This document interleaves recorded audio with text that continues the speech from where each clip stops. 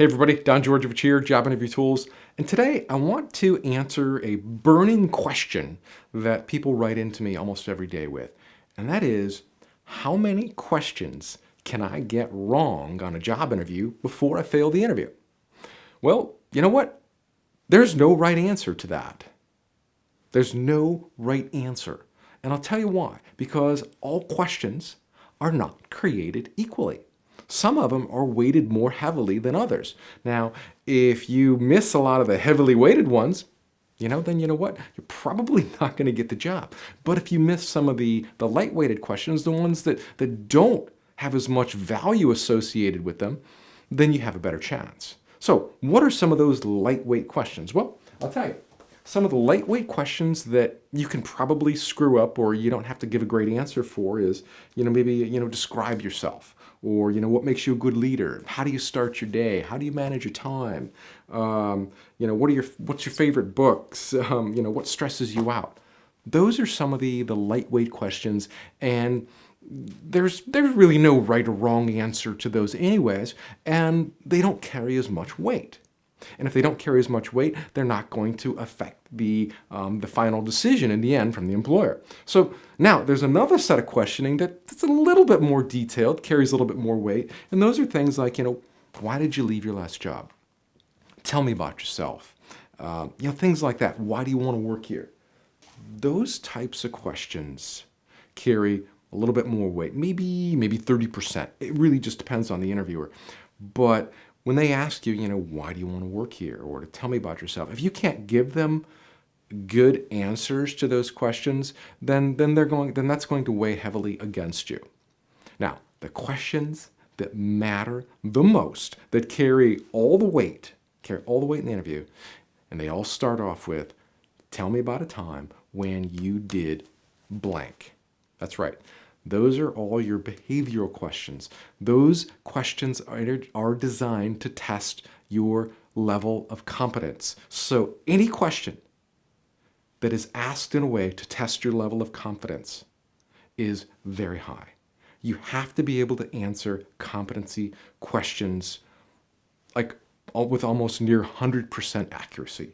You can miss maybe one or two, but they better be some easy ones, or they better be because maybe you just didn't have all the information. But if you're missing multiple competency level questions, that's telling the interviewer that you're not qualified for this job. That, if you don't know how to do these things, you're not right for this position, and that's going to cut you off. Even if you got all the other questions right. You could get everything right. Why do you want to work here? Why do you like this place? All that stuff. What are your weaknesses? What are your strengths? You could get all those right. And you could miss 2 or 3 competency questions that will just do you in. You'll be done. They're like, well, you know what? If she doesn't know this stuff, she's out.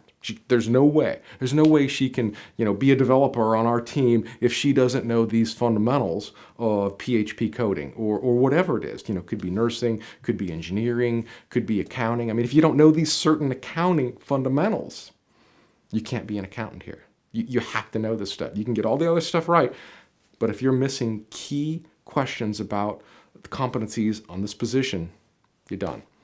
So, knowing that, now that you know which questions carry the most weight, be prepared for competency level questions. Simple as that. You need to prepare for competency level questions using the STAR method. STAR stands for situation or task, action, and result. Now, I have another video that I go into way more detail on how to answer STAR questions, and I'm not going to do that here. But before you go on your next interview, make sure you are comfortable using the STAR method to answer behavioral style questions, because they carry all the weight. They probably carry 60 to 70% of the weight of an interviewer's decision on whether you get that job or not. And that's going to determine whether you pass that interview or not. 60 to 70%. Maybe even more. It just depends on the employer. Everybody's a little bit different, but that's generally the breakdown. So you have to know the answers to these questions. And I can't give you the answers to those questions because that comes from your own level of experience. There's They're going to test you on what you know. That's what STAR questions do. That's what competency questions do. Nobody can give you the answer to that. It's irrelevant. You have to know it because it comes from your experience. But I can teach you the framework and the style and how to frame your answers. And there's no guide that does that better than the Complete Interview Answer Guide. In the Complete Interview Answer Guide, I go into great detail about how to answer STAR questions using the STAR format. I've got about 40 or 50 different behavioral questions in this guide that are just from all different competencies, and they're just going to teach you the right way and how to frame your answers, how to talk about the situation that you were in and the action that you did, and then how to sum that up with the result.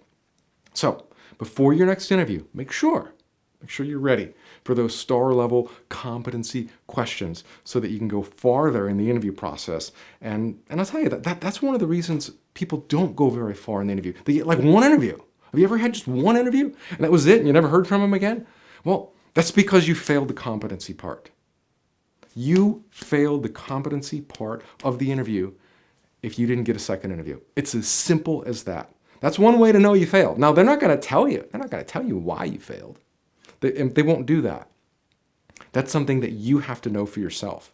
So when you start getting the second interview, then that shows that, hey, you know what? They see something in you that they like. And that's your opportunity to talk about more about what you can do for them and the value that you can bring to them. All right, my friend? So grab the Complete Interview Answer Guide before your next interview and learn how to answer those STAR questions. You can get that from jobinterviewtools.com. It's a pretty cheap download. It's like $50. It also comes in MP3 and video, and for a few bucks more on that. So that's all I have for you today. Good luck on your next interview, and I will see you in the next video. Bye now. If you found this video helpful, then give it a thumbs up and make sure you subscribe to my channel so you get notifications every time I release a new video. And by subscribing, you support me, my message, and this channel, so I'd really appreciate it.